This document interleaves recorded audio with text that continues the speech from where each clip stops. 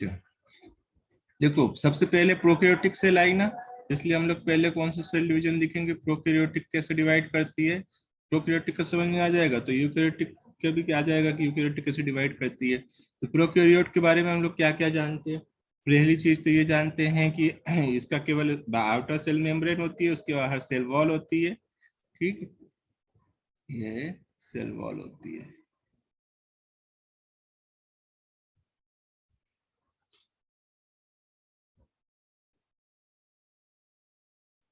बीच में साइटोप्लाज्म भरा होता है, और ये पूरा ये क्या है, पूरा इसके अंदर पूरा साइटोप्लाज्म भरा पड़ा है ना। चाहे यूकैरियोटिक चाहे प्रोकैरियोटिक, साइटोप्लाज्म दोनों में ही होता है। साइटोप्लाज्म क्या है, सेमी फ्लूइड मैट्रिक्स है, जिसके अंदर डिफरेंट केमिकल रिएक्शंस होती हैं। फिर इसके बीच में क्या होता है, डीएनए।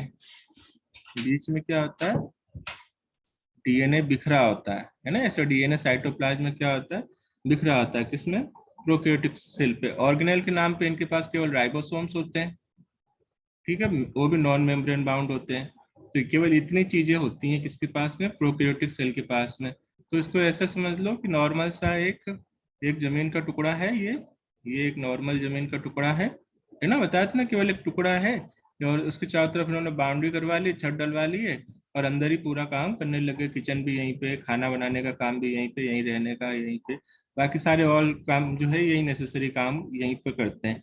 ठीक है, और जो डीएनए क्या है, एक तरीके से वसीयत, तो वसीयत के कागज भी क्या है, यहीं पे रखे हुए हैं, इसके इसी के अंदर बिखरे हुए हैं, है ना। कोई अरेंजमेंट नहीं है उसका, यहीं पे पड़ा हुआ है वसीयत के कागज। अब क्या करोगे कि अब डिवाइड करना है। मान लो कि दो, अपने दो सन्स में या दो जो भी हैं लड़के लड़कियों में डिवाइड करना है। करते हैं ना आप, जो पूर्वजक प्रॉपर्टी डिवाइड होती है, तो डिवाइड होगी तो क्या होगा, कैसे डिवाइड होगी कि चलो एक तो 50-50% कर देंगे, तो 20 से 50-50% हो जाएगी। ठीक है, सिंपल सा है, इसमें कुछ करना ही नहीं है। आधी जमीन, अब कुछ बना ही नहीं था इस पे, तो केवल बाउंड्री बनी थी, तो 20 से एक और दीवार खींच दो। ठीक है, उधर का हिस्सा तुम्हारा, इधर का हिस्सा तुम्हारा। ठीक है, और साइटोप्लाज्म जो है वो आधा आधा कर लो। ये जो वसीयत के कागज है, इनका 2 सेट बना लो। 2 सेट बना के इनको क्या कर दो, दोनों में डिवाइड कर दो कागजों को। ठीक, तो ये एक इधर चले गए, एक इधर चले गए। और ऑर्गेनेल के नाम पे कुछ है नहीं, राइबोसोम में तो कुछ राइबोसोम इधर चले जाएंगे, कुछ राइबोसोम इधर चले जाएंगे। तो प्रोकैरियोटिक सेल में क्या होगा, सेल डिवीजन कैसा होगा, बहुत इजी सा होगा। सेल्स क्या करेंगी, सिंपली बीच से कॉन्स्ट्रिक्ट हो जाएंगी। ये देखो ऐसे बीच से ये कॉन्स्ट्रिक्ट हो जाएंगी, ऐसे कॉन्स्ट्रिक्शन होगा। ठीक, और ये 2 सेल्स में कन्वर्ट हो गई। तो कुल मिला के क्या करना है, बंटवारा करना है। ठीक, डीएनए की एक एक कॉपी दोनों के पास दे दो। ये हो गया काम। साइटोप्लाज्म है ही ऑलरेडी, ये साइटोप्लाज्म, ये दोनों के पास साइटोप्लाज्म आ गया। अब ये बस ये क्या हुआ, सिंपल सा डिवीजन हुआ। इस सिंपल डिवीजन में क्या कहते हैं इसको, 1 से 2 में डिवाइड हो गया, नॉर्मल सी बात है, इसमें कोई ऐसी कोई प्रोसेस नहीं हुई, क्रोमोसोम बने या कुछ नहीं, डीएनए बिखरा हुआ था, सिंपली था। और उसको क्या किया, डिवाइड कर दिया, साइटोप्लाज्म को डिवाइड कर दिया, सेल ऑर्गेनेल्स को डिवाइड कर दिया। तो इसको कहते हैं, मतलब 1 से 2 में टूटना, इट इज द, कौन सी प्रोसेस है ये, फिजन। कौन सी प्रोसेस है, फिजन। फिजन का मतलब क्या होता है, टूटना। फ्यूजन मतलब होता है जोड़ना। तो इसको कौन सा फिजन कहेंगे, बाइनरी फिजन। दो बाइनरी मतलब 2 में टूटना। तो ये होता है प्रोकैरियोटिक सेल में सेल डिवीजन। ठीक, अब देखो प्रोकैरियोटिक सेल का हो गया। अब यूकैरियोटिक सेल में क्या होगा, थोड़ा सा कॉम्प्लेक्स प्रोसेस होगी, है ना। कैसी प्रोसेस है, लाइट हल्की सी कॉम्प्लेक्स प्रोसेस है।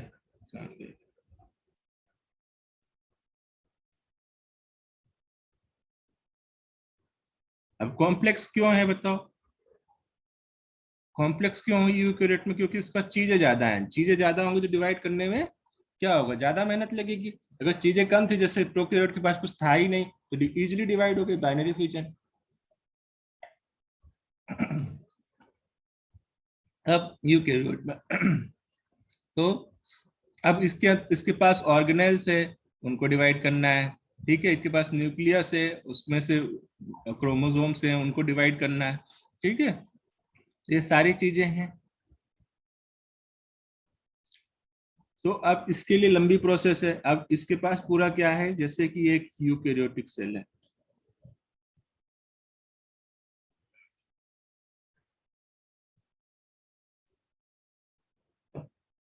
ये दिख रहा है ना, ये एक यूकैरियोटिक सेल है। अब बीच में इसके पास डबल मेम्ब्रेन बाउंड न्यूक्लियस है, जिसके अंदर की डीएनए भरा हुआ है। ठीक, इसके अंदर कंपार्टमेंट बने हुए, एंडोस्केलेटन बना हुआ, साइटोस्केलेटन सेल का, माइक्रोट्यूब्यूल का। साइटोस्केलेटन में अलग अलग डिफरेंट ऑर्गेनेल्स रखे हुए, एक तरफ माइटोकॉन्ड्रिया रखा हुआ है, एक तरफ क्लोरोप्लास्ट रखा हुआ है। ठीक है, इधर कहीं पे ईआर रखा है, सेल इसके ऊपर ईआर है ऐसे। फिर इधर गोल्जी बॉडी है, लाइसोसोम है, माइक्रोबॉडीज हैं, अलग अलग इसमें बहुत सारी चीजें हैं किसके पास, यूकैरियोटिक सेल के पास। अब इसको करना है बंटवारा, है ना, इसको क्या करना है, बंटवारा ही करना है। तो अब इस थोड़े कॉम्प्लेक्स प्रोसेस कैसे करें। ठीक, एक तो अब मान लो कि जैसे तुम्हारे पास एक, इधर देखो, इस इधर एक कमरा, अब तुम्हारे पास एक पूरी बिल्डिंग है ना, पूरा घर बना हुआ है। एक प्रोकैरियोट के पास तो था नहीं, यूकैरियोट के पास पूरा घर बना हुआ तैयार है। ठीक, ये देखो, एक तरफ ये बेडरूम है, एक तरफ लिविंग रूम, एक तरफ किचन, और एक तरफ हॉल। अब इसको बंटवारा करना दो लोगों में, तो कैसे करोगे, ऐसा करोगे कि, ऐसा तो कर नहीं सकते ना कि भाई चलो तुम इधर से इधर बीच से बंटवारा कर देते, किचन और ये तुम रखो, और इधर और हॉल का आधा हिस्सा तुम रखो, लिविंग रूम का, तो ऐसा तो होगा नहीं ना। तो भाई सामने वाले बोलेगा ना बराबरी का होना चाहिए बंटवारा, ऐसा थोड़ी होता है कि कुछ भी कर दो। तो फिर एक और ऑप्शन क्या आता है, एक और ऑप्शन ये आता है कि नहीं, जो भी कंस्ट्रक्शन है उस पूरे कंस्ट्रक्शन को कर दो, तोड़ दो, क्या कर दो, पूरा कंस्ट्रक्शन डिस्ट्रॉय कर दो। ठीक है, तो अब पूरा कंस्ट्रक्शन डिस्ट्रॉय करके इसका जो मटेरियल बचेगा उसको अलग हटा लो, सेव कर लो। तो बचेगा क्या, जमीन का टुकड़ा, जैसे प्रोकैरियोटिक सेल थी, और साइटोप्लाज्म, है ना। जब सब कुछ डिस्ट्रॉय कर दिया, तो उसके बाद क्या बचेगा, जमीन का टुकड़ा और ये साइटोप्लाज्म। ये साइटोप्लाज्म, सारी चीजें जो हैं इसी में डिजोल्व हो गई है, साइटोप्लाज्म में। ठीक है, और जो डीएनए था वो, डीएनए कहाँ पे था, बीच में था, है ना, डीएनए बीच में था, तो वो भी अलग हो जाएगा। तो यहाँ पे देखो, यहाँ पे जैसे घर को डिवाइड करना है, सब कुछ पूरा तोड़ दिया, तो क्या बची, केवल दीवारें बची, और यहाँ पूरा खाली हो गया, जो मलबा बचा उसको बचा के रख लिया, मतलब समझ लो कि उसको रीयूज हो जाएगा, ईंट वगैरह थी तो मान लो कि रीयूज करना है। तो जैसे मान लो एग्जांपल बता रहा हूँ ऐसे ही, तो उसको वो नहीं करना सीरियसली कि अपने घर पे अप्लाई करने लग जाओ। ये करा, मान लो कि इसे जो कंस्ट्रक्शन बना था वो 1000 ईंटों का या 10,000 ईंटों का बना था।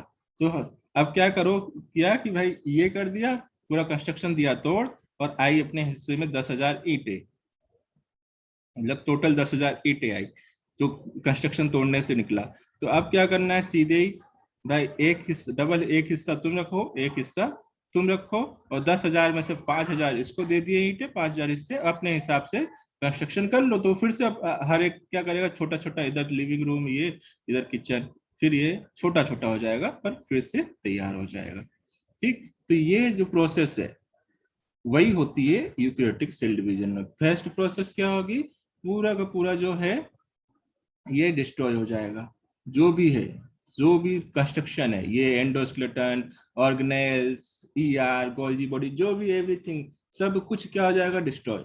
यूकैरियोटिक में पहली चीज क्या होगी, सब कुछ डिस्ट्रॉय हो जाएगा।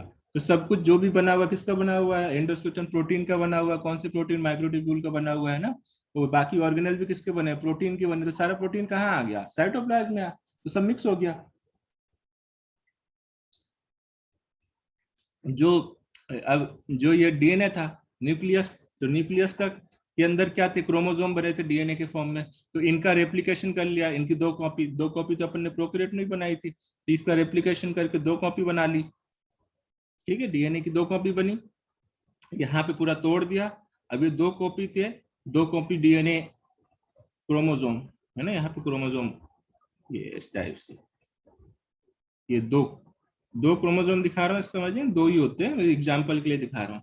सारी चीजें डिस्ट्रॉय होकर आगे साइटोप्लाज्म में है ना, सारी चीजें आगे साइटोप्लाज्म में, और ये 2 डीएनए आ गए। तो ये पहली वाली कंडीशन ही होगी ना, प्रोकैरियोट जैसी कंडीशन हो गई। यहाँ तक यही वाली सेम, अभी ये कंडीशन कैसी है, जैसे प्रोकैरियोट में थी, डीएनए बिखरा पड़ा है, साइटोप्लाज्म में सारी चीजें हैं, बस अब इसको क्या करना है, इसको 2 पार्ट्स में डिवाइड कर देना है, ये 1 2 और ये डीएनए। ठीक है, अब वापस से ये क्या करेंगे, रिकंस्ट्रक्शन करवा लेंगे सारी चीजों का, तो वापस से ये इसके चारों तरफ न्यूक्लियस बन जाएगा, इसके चारों तरफ न्यूक्लियस बन जाएगा। ठीक है, यहाँ पे गोल्जी बॉडी या सारे साइटोस्केलेटन वाइटोसिन सारी चीजें ये फिर से बना लेंगे जैसे यहाँ पे हमने देखा, क्योंकि साइटोप्लाज्म में सारी चीजें डिस्ट्रॉय हुई, तो सब मटेरियल कहाँ पर है, ऑलरेडी साइटोप्लाज्म में ही है, साइटोप्लाज्म 50-50 हुआ है। तो क्या हो गया कि पहले क्या किया, डीएनए की कॉपी बनाई, डीएनए की कॉपी करके अलग अलग में भेज दिया, देन उसके बाद फिर से पूरा कंस्ट्रक्शन कर दिया। तो सिंपल सी प्रोसेस है, कुछ नहीं है, यही है पूरा तुम्हें पढ़ना है सेल डिवीजन। अब देखो सब कुछ डिस्ट्रॉय होता है, everything will destroy, this stage is known as prophase.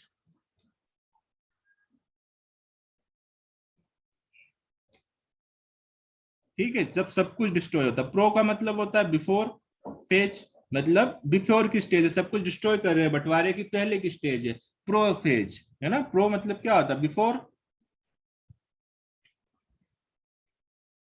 Then उसके बाद मेटा फेज आती है। मेटा का मतलब क्या होता है, बीच की स्टेज है ना, इसमें क्या होता है, सारे क्रोमोसोम जितने भी हैं, अब वो सब क्या करते हैं, बीच प्लेट में, मतलब एक बीच में आ जाते हैं, कहाँ आ जाते हैं, बीच में आ जाएंगे सारे क्रोमोसोम। जैसे मान लो तुम्हारे अंदर 46 क्रोमोसोम है, तो 46 क्रोमोसोम बीच में आ जाएंगे। ठीक है, अब उसमें से फिर क्या करोगे, 23 एक सेल में, 23 एक सेल में। ठीक, अब तो अच्छा सॉरी, माइटोसिस में क्या होता है, जैसे 46 से तो सिर्फ कॉपी बनेगी ना, तो कॉपी बन के 46 एक तरफ, तो 46 एक तरफ, तो पहले आए बीच में, फिर इसमें से 46 अलग अलग कोने पे चले जाते हैं। अभी फिर से बताऊंगा, फिर यहाँ पे ये समझ लो क्या मेनली प्रोसेस क्या होनी। तो मेटाफेज में क्या होगा कि मेटाफेज में सारे क्रोमोसोम बीच में आ जाएंगे, इसलिए मेटा का मतलब बताया तो मैंने बीच में, तो सारे क्रोमोसोम बीच में आ जाएंगे। फिर क्या होगा कि यही सेल है, यही सेम सेल में फिर क्रोमोसोम एक एंड पे आ जाएंगे, उसके बाद मूवमेंट करके एक एंड पे आ जाएंगे, और जब एक एंड पे आ जाएंगे उसके बाद इनके चारों तरफ क्या बनने लग जाएगी, मेम्ब्रेन बन जाएगी, ये ऐसे, और सारे ऑर्गेनेल बनेंगे। तो जब क्या हो जाएगा कि ये एक कोने पे आ जाएंगे, तो इसको बोलते हैं एनाफेज। एना मतलब बाद में, एना मतलब आफ्टर, जो प्रो मतलब बिफोर था, एना मतलब आफ्टर। तो मतलब प्रोफेज मतलब बंटवारे की पहले की स्टेज, एनाफेज मतलब बंटवारा हो गया। तो ये बंटवारा हो गया किसका, मेन यहाँ पे बंटवारा मेनली किसका करते हैं, डीएनए का, साइटोप्लाज्म का। तो डीएनए अलग अलग हो गए, क्रोमोसोम अलग अलग हो गए, और उसके बाद जब सारे ऑर्गेनेल्स वापस से बन जाते हैं उसको बोलते हैं टीलोफेज। टीलो का मतलब क्या बताया था, टीलो क्रोमोसोम बताया था ना, टीलोसेंट्रिक, टीलोसेंट्रिक बताया था क्रोमोसोम, जिसमें कि सेंट्रोमियर एंड पर हो, उसको बोलते हैं टीलो मतलब एंड। तो फाइनल स्टेज टीलोफेज, टीलो का मतलब एंड हो चुका है, सेल डिवीजन फिनिश हो चुका है। ठीक है, तो ये स्टेप्स है, ये बेसिकली हमको पढ़ना है ना, ये पूरा कहानी है जिसको हमको पढ़ना है। थोड़ा सा इसके अंदर कहाँ पे डीएनए का रेप्लिकेशन होगा, कौन सा प्रोटीन यूज होगा, कैसे क्रोमोसोम बटेंगे, है ना, कैसे क्रोमोसोम एक से दूसरे साइड पे जाएंगे, क्रोमोसोम को टूटेंगे कैसे, स्प्लिटिंग कैसे होगी, बस अब ये पढ़ना है। पर बेसिकली हमको केवल ये बंटवारा करना है ना, दिमाग में अपने ये होना चाहिए कि हमें करना क्या है, ये इस टाइप से पूरी प्रोसेस चलेगी। पहले सारा का सारा डिस्ट्रॉय कर देंगे, जितने सेल ऑर्गेनेल्स होंगे सारे सेल ऑर्गेनेल्स डिस्ट्रॉय हो जाएंगे, चाहे वो न्यूक्लियस हो, चाहे माइटोकॉन्ड्रिया, चाहे गोल्जी बॉडी हो। प्रोफेज में सब कुछ डिस्ट्रॉय हो जाएगा, न्यूक्लियस से क्रोमोसोम बाहर आ जाएंगे। ठीक है, उसके बाद मेटाफेज में सारे क्रोमोसोम एक लाइन में लग जाएंगे। एनाफेज में क्रोमोसोम का बंटवारा हो जाएगा, एक दूसरे दोनों अलग अलग अपोजिट साइड पे चले जाएंगे, और टीलोफेज में सारे ऑर्गेनेल्स फिर से बनना चालू हो जाएंगे। This is the process of cell division. ठीक है, ये किसकी प्रोसेस है? सेल डिवीजन की प्रोसेस है, तो हमें ये पढ़ना है। ठीक है, ये हो गया। अभी बताता हूँ, चलो स्टार्ट करते हैं। ये समझ में आ गया? इसमें कोई डाउट हो तो पूछ लो, यही चीज हमें पढ़नी है, ये समझ में नहीं आया तो प्रॉब्लम है।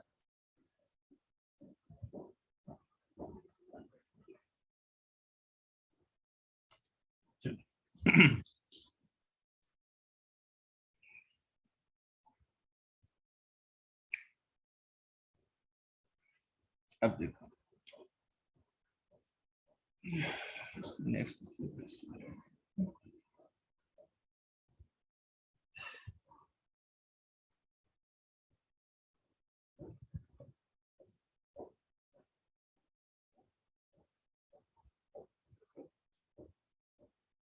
हाँ, इससे पहले कुछ चीजों समझ लो कि क्या कौन सी चीज क्या है ना। ये तो बता दिया, प्रोकैरियोटिक सेल डिवीजन न्यूक्लियस होता है नहीं, बाइनरी फिजन में होता है। चलो, तो कुछ इंपॉर्टेंट डेफिनेशन। स्पिंडल फाइबर में बार बार बहुत बार नाम आया, व्हाट इज स्पिंडल फाइबर? तो नेटवर्क ऑफ फिलामेंट, है ना, नेटवर्क ऑफ फिलामेंट जो कि पोल्स से that extend inward from poles of a dividing cell। ये सेल्स होती है ना जो डिवाइड हो रही है, तो ये कहलाते हैं पोल्स। जो अपोजिट होता है ना वो होते हैं पोल्स। यहाँ से निकलते हैं स्पिंडल फाइबर। ठीक है, बीच में क्रोमोसोम होते हैं, तो क्रोमोसोम से ये जाके अटैच भी होते हैं। दो टाइप के होते हैं स्पिंडल फाइबर, एक जो है एक पोल से दूसरे पोल पे कनेक्ट हो, एक जो है पोल से क्रोमोसोम पे कनेक्ट हो। तो जब क्रोमोसोम बताया था तो वहां मैंने बताया था कि जो बीच का प्राइमरी कंस्ट्रक्शन होता है सेंट्रोमियर कहलाता है, साइटोमियर के साइड पर प्रोटीन लगे होते हैं जिन्हें काइनेटोकोर कहते हैं, और काइनेटोकोर से स्पिंडल फाइबर अटैच होते हैं। तो स्पिंडल फाइबर क्या है? नेटवर्क ऑफ फिलामेंट है। ठीक है, सेंट्रोमियर क्या है? प्राइमरी कंस्ट्रक्शन है, बता दिया था ये भी कि सेंट्रोमियर क्या है। ठीक, चलो।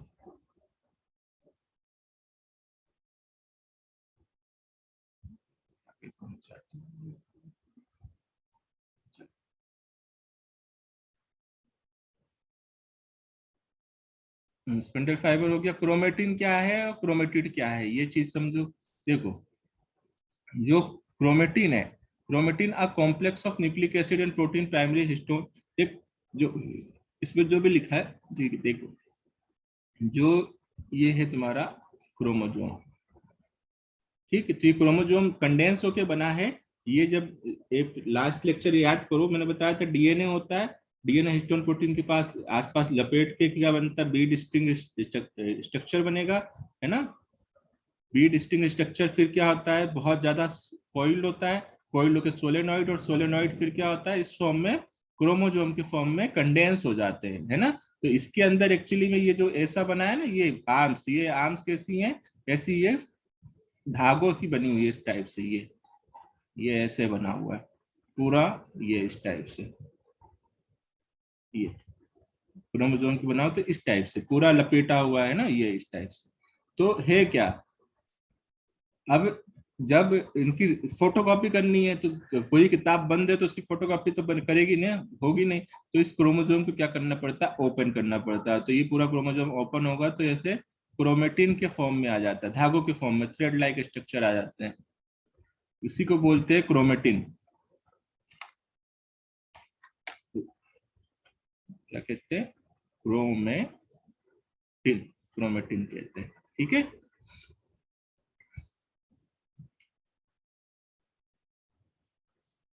और उसके बाद क्रोमेटिड क्या है? Either of two daughter strand of replicate chromosome that are joined by single centromere separate. ये देखो, मैं बता देता हूँ इस पे, ये लोग डेफिनेशन भी ऐसे लिखते हैं। ये देखो, अब जब क्या हुआ, पहले जो होते हैं सिंगल आर्म होती है ऐसे,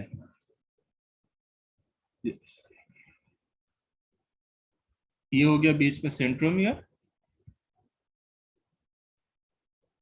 और ये दोनों आर्म्स हो गई, 2 आर्म हो गए क्रोमोसोम की, मेटासेंट्रिक क्रोमोसोम है ये, ठीक है। तो अब जब क्या होता है, एस फेज में, सिंथेटिक फेज में डीएनए का रेप्लिकेशन होता है, तो होता क्या है कि डीएनए डबल हो जाता है, डीएनए डबल हो जाता है, but number of chromosome same होते हैं, हम पढ़ेंगे वहां पे। तो ये देखो, ये इस टाइप से, अब यहाँ पे डीएनए डबल हो गया, तो इसकी एक और कॉपी बन गई, ये ये ये एक और कॉपी बन गई, बट वो कॉपी रिमेन अटैच होती है क्रोमोसोम से।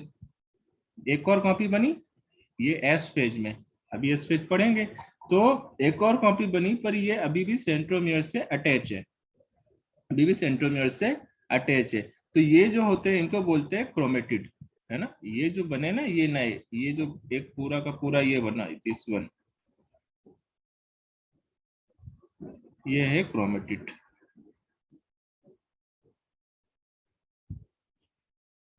ठीक है। और इन दोनों को आपस में कहते हैं सिस्टर क्रोमेटिड, इसी से ये बना है ना, इन्हीं दोनों का फॉर्मेशन हुआ, तो ये दोनों आपस में क्या हुई, सिस्टर, इनको बोलते हैं सिस्टर क्रोमेटिड, और अच्छा नाम सिस्टर क्रोमेटिड।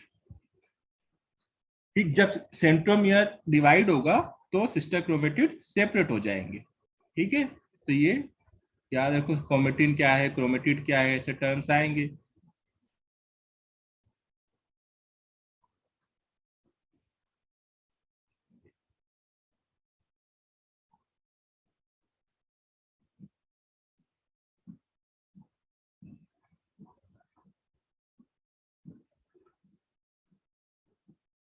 क्रोमोसोम क्या है, क्रोमोसोम में कंडेंस फॉर्म में होता है क्या, डीएनए। सबसे अच्छा क्रोमोसोम किस फॉर्म में, किस में मिलेगा, सबसे अच्छा मेटाफेज में मिलेगा, ठीक। इक्वेटोरियल प्लांट क्या है, काइनेटोकोर क्या है, काइनेटोकोर बता चुका हूं, सेंट्रोमियर के पास में क्या लगे होते हैं, साइड में प्रोटीन के बने डिस्क लाइक स्ट्रक्चर होता है जिसपे स्पंडल फाइबर अटैच होता है, वो होता है काइनेटोकोर, ठीक है। और इक्वेटोरियल प्लेट क्या है, इक्वेटोरियल प्लेट मतलब बीच में जो प्लेट बनती है, बीच में सारे क्रोमोसोम का आ जाना, है ना, बीच में बिल्कुल सेंट्रल में जो प्लेट बनती है उसको बोलते हैं इक्वेटोरियल प्लेट, जैसे इक्वेटोरियल लाइन जाती है अपने अर्थ के बीच से।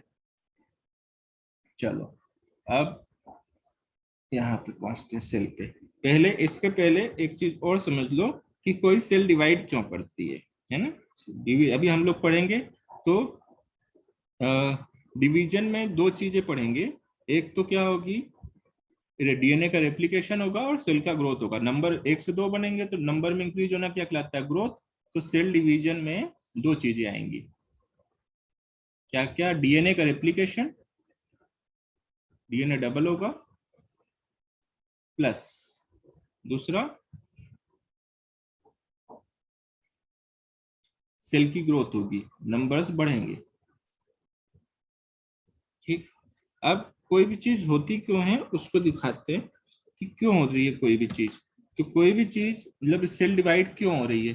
अब तुम सोचो कि तुम मान लो कि किसी एक कंपनी के मालिक हो, है ना, कंपनी है जिसको तुम रेगुलेट करते हो, जैसे कि मान लो जब ये अंबानी या टाटा थे, उन्होंने एक कंपनी खोली, ठीक है, तो उन्होंने एक कंपनी खोली, तो वो अकेले थे, तो वो उस कंपनी को क्या करते थे, रेगुलेट करते थे, ठीक है, ये इस कंपनी को चला रहे हैं। अब इन्होंने बढ़ाया, अब पहले इनके पास एयरलाइंस थी, एयरलाइंस के बाद इन्होंने टाटा नमक का खोला, टाटा नमक के बाद फिर टाइटन वॉच आई, ठीक है, उसके बाद आईआईटी खोली, तो इन्होंने अलग अलग यूनिट्स बनाई। तो अब ये अकेला आदमी तो ये सारी यूनिट्स को चला नहीं सकता, नहीं चला सकता ना, तो इसने अलग अलग क्या किया, डिवाइड कर दिया कि इसका अलग मैनेजर, इसका अलग मैनेजर, इसका अलग मैनेजर, सब उसको रेगुलेट करेंगे। तो सेम चीज सेल के साथ भी होती है, सेल की ग्रोथ होती रहती है लगातार, तो सेल लगातार ग्रोथ करती जाती है, तो अंदर का जो साइटोप्लाज्म में लगातार क्या होता है, बढ़ता जाता है, बढ़ता जाता है, बढ़ता जाता है, तो सेल की जो साइज है वो लगातार क्या होती जाती है, इंक्रीज होती जाती है, ठीक है। पर सेल की साइज इंक्रीज हो गई, अब सेल के अंदर साइटोप्लाज्म भरा हुआ है, न्यूक्लियस है बीच में ये, बट अभी भी जो सरफेस एरिया है वो उतना नहीं बढ़ा। पहली चीज, साइटोप्लाज्म तो बढ़ गया पर सरफेस एरिया नहीं बढ़ा, तो जो न्यूट्रिशन आना है वो उतना नहीं आ रहा है कि पूरे साइटोप्लाज्म में जितने ऑर्गेनेल्स है सभी को मिल जाए, पहली चीज। दूसरा, न्यूक्लियस क्या करता है, साइटोप्लाज्म को कंट्रोल करता है, तो अब इसके पास में बहुत दूर तक फैल गया है ना, तो नजर नहीं रख पा रहा है सभी पे, तो पूरे साइटोप्लाज्म को कंट्रोल नहीं कर पा रहा है, मतलब इसको प्रोटीन बनाना, रिपेयर करना, ये सारे काम है इसके न्यूक्लियस के, तो वो नहीं कर पा रहा है। इसलिए क्या करना पड़ता है, सेल को डिवाइड होना पड़ता है। अब डिवाइड हो जाएगी तो छोटा साइटोप्लाज्म, एक न्यूक्लियस, ये ठीक है। जैसे अपने देश को क्या किया है, बहुत सारे राज्यों में बांट दिया, अकेला प्रधानमंत्री हर राज्य को नहीं देख सकता, तो छोटे छोटे राज्यों में बांट के क्या कर दिया, हर एक का एक एक मुख्यमंत्री रख दिया। तो उसी टाइप से सेल भी कर रही है। क्यों डिवाइड हो रही है? पहली चीज, साइटोप्लाज्म बढ़ जाता है और न्यूक्लियस उस पर कंट्रोल नहीं कर पाता। दूसरी चीज, साइटोप्लाज्म बढ़ जाता है और सरफेस एरिया उतना नहीं बढ़ता जितना साइटोप्लाज्म बढ़ा, तो सरफेस एरिया ना बढ़ने के कारण सेल का क्या होगा, न्यूट्रिशन प्रॉपर मिल नहीं पाएंगे। न्यूट्रिशन प्रॉपर नहीं मिल पाएगा तो क्या होने लग जाएगा, धीरे धीरे साइटोप्लाज्म की डेथ होने लगती है। तो इन सबसे बचने के लिए क्या करती है, सेल डिवाइड करती है। ठीक, अब जो सेल है, अलग अलग सेल्स देखो अलग अलग टाइम पे डिवाइड करती है। जैसे तुम्हारी जो सेल्स हैं, ह्यूमन की जो सेल्स हैं, उनको डिवाइड होने में लगता है 24 आवर, है ना, इनमें डिवाइड करने में लगते हैं 24 आवर।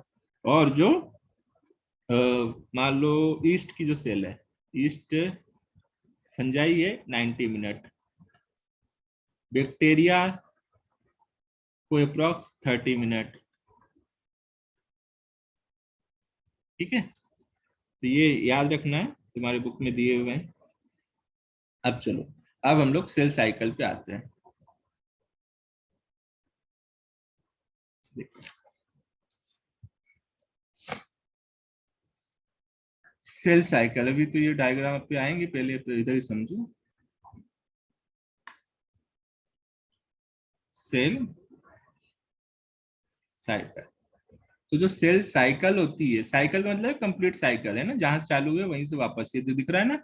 साइकिल का मतलब क्या होता है, ये ऐसे गए वापस वहीं पहुंच जाओ, तो सेल साइकिल। तो सेल साइकिल जो है दो स्टेप में कंप्लीट होती है। First stage is interphase, interphase,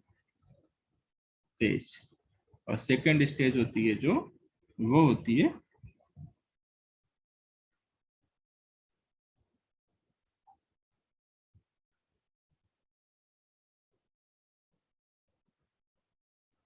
M phase, है ना, इंटरफेज और एम फेज। ठीक, इंटरफेज एम फेज, ये दो फेज आएंगी। इंटरफेज क्या होती है, इंटर मतलब होता है बीच की स्टेज, इंटर का मतलब होता है बीच की, है ना। इंटर जैसे इंटर स्कूल होता है, तो देखो यहाँ से, देखो तुम कहाँ से, ये वाले से, ठीक, यहाँ से सेल डिवीजन जहाँ से स्टार्ट हुआ, यहाँ से, ये यहाँ से, तो यहाँ से लेके ये पूरा जो चली है, ये पूरा यहाँ तक क्या है, G2 फेज, सॉरी इंटरफेज, है ना। तो इंटरफेज क्या है कि जो तुम्हारा सेल डिवीजन है उसका मोर देन 90%, 95% क्या होता है, इंटरफेज। ठीक है, पहले इंटरफेज होगा। अच्छा, एक चीज और जानो इस पे, जो सेल, ये तो होगा इंटरफेज और एमफेज। सेल साइकिल जो होती है उसमें दो प्रोसेस होती है, एक होगी कैरियोकाइनेसिस, एक होगी साइटोकाइनेसिस। ठीक है, तो कैरियोकाइनेसिस और साइटोकाइनेसिस, इसको ऐसा कर लो, यहाँ से मैं हटाता हूँ सेल साइकिल को। ये कैरियोकाइनेसिस, कैरियो का मतलब होता है न्यूक्लियस, काइनेसिस मतलब डिवाइड होना, तो न्यूक्लियस डिवाइड होगा। साइटो का मतलब साइटोप्लाज्म, काइनेसिस मतलब डिवाइड होना, मतलब साइटोप्लाज्म डिवाइड हुआ। ठीक है, सिंपल सा है। तो जो ये जो दोनों प्रोसेस है, इंटरफेज और M phase, it is process of, इसकी कैरियोकाइनेसिस की है। कैरियो मतलब न्यूक्लियस को डिवाइड करने की प्रोसेस है, इंटरफेज और एम फेज। साइटोकाइनेसिस में किसका डिवीजन होता है, साइटोप्लाज्म का डिवीजन होगा, है ना। पहले बीच के वसीयत के कागज बदलते हैं, उसके बाद क्या करेंगे, साइटोप्लाज्म डिवाइड करेंगे, सेल मेम्ब्रेन बनेगी वापस से। ठीक है, तो ये जो इंटरफेज है और एमफेज है वो कैरियोकाइनेसिस की स्टेजेस है, ये याद रखना। ठीक है, ये कैरियोकाइनेसिस, कैरियोकाइनेसिस न्यूक्लियस को डिवाइड होना। ठीक है, अब 95% क्या होता है, इंटरफेज होता है। तो 95% में बहुत ज्यादा टाइम, जैसे अब 24 घंटे है तो 24 घंटे में मान लो 23 घंटे 22 घंटे जो केवल वो इंटरफेज है। और इंटरफेज में क्या हो रहा है, अभी पढ़ेंगे हम लोग क्या हो रहा है, बट किसी को पता नहीं चलता, क्योंकि जब तक कोई रिजल्ट नहीं आता तब तक, जब तक रिजल्ट नहीं आता तब तक क्या होता है, हमें पता नहीं चलता कि क्या हुआ। मतलब अब तुम मान लो साल भर तैयारी कर रहे हो, फाइनल रिजल्ट सही नहीं आया तो बोलेंगे कि ना कि कुछ भी नहीं कर रहा था, टाइम पास कर रहा था। ठीक है, सेम चीज होगी। तो यहाँ पे भी क्या होता है, 95% क्या होता है कि तैयारी चल रही है, अभी तैयारी कर रही है, एम फेज में होके डिवाइड होगी जाके ना, एम फेज में जाके डिवाइड करना है सेल को, एम फेज में जाके क्या होना है, सेल में माइटोसिस होनी है। तो 95% में क्या होता है कि काम चल रहा है, अंदर की प्रोसेस चल रही है, अलग अलग डीएनए रेप्लिकेशन होना है, प्रोटीन की सिंथेसिस हो रही है अलग अलग। तो 95% जो होता है उसको बोलते हैं रेस्टिंग फेज, ऐसा लगता है कि रेस्ट कर रही है पर अंदर काम चलता रहता है, पर इसको बोलते हैं रेस्टिंग फेज। ठीक है,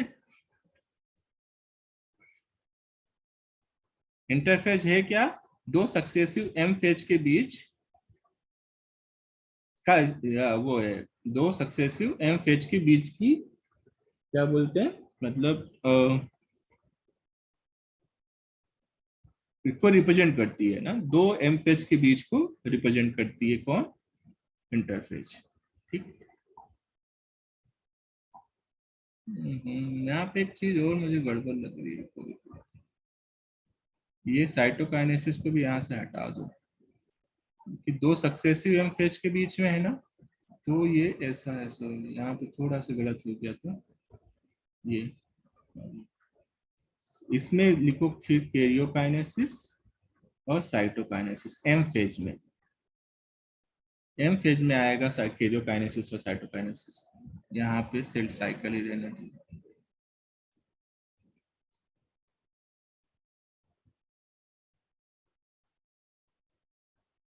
सेल साइकिल, सेल साइकिल में इंटरफेज एम फेज, ये तुम्हारे इसमें दिया नहीं है एक्चुअली में, ये मैं समझाने के लिए बता रहा हूँ इसलिए बार बार वो हो रहा है, एनसीईआरटी में ऐसा कुछ दिया नहीं है, इससे समझ में आएगा।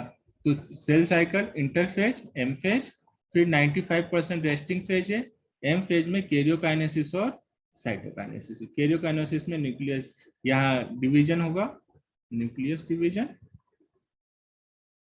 और साइटोकाइनेसिस में साइटोप्लाज्म का डिवीजन, बस सिंपल सी प्रोसेस है। तो अब हम इनको पढ़ते हैं, क्या होता है इंटरफेज में और क्या होता है एम फेज में। ठीक, तो चलो हटा रहा हूं मैं। अब देखो जो इंटरफेज है, इंटरफेज जो होता है तीन फेज में डिवाइडेड है, G1, S और G2। ठीक है, ये तीन फेजेस में इंटरफेज डिवाइडेड होती है। G का मतलब है gap one, gap one. S का मतलब है सिंथेसिस, इसमें सिंथेसिस होगी, किसकी सिंथेसिस होती है, डीएनए की होती है। G2 का मतलब होता है गैप टू। ठीक, ये इनके मतलब हुए। तो अब देखो कौन सी स्टेज में क्या होगा, सबसे पहले कौन सी पढ़ेंगे,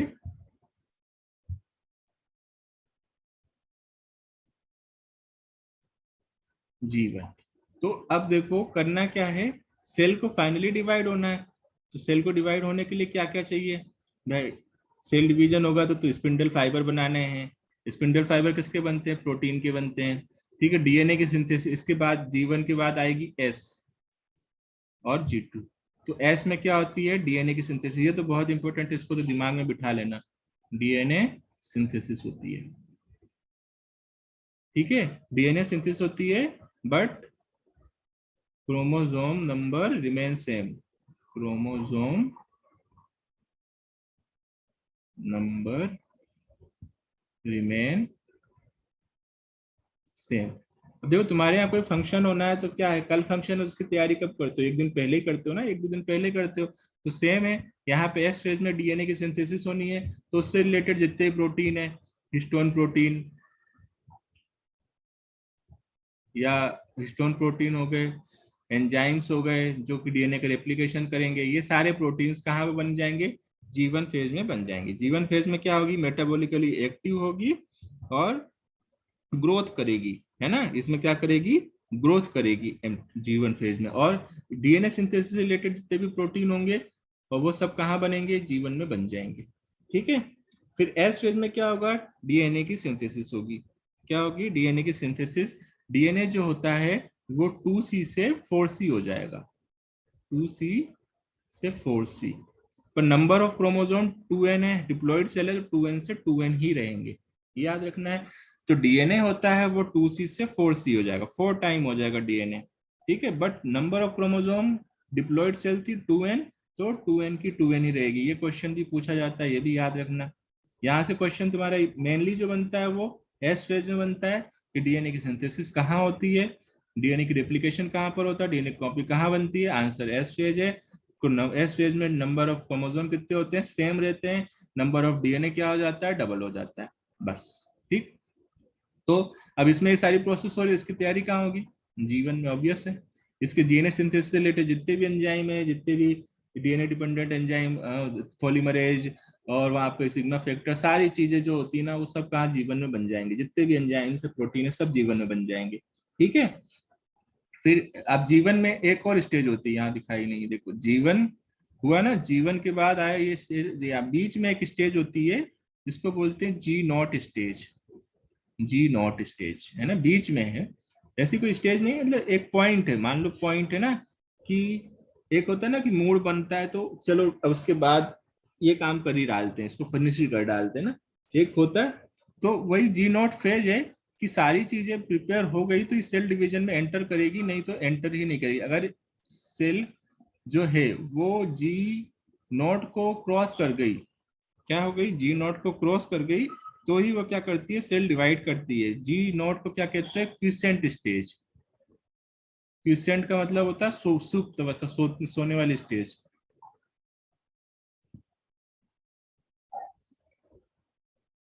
ये इधर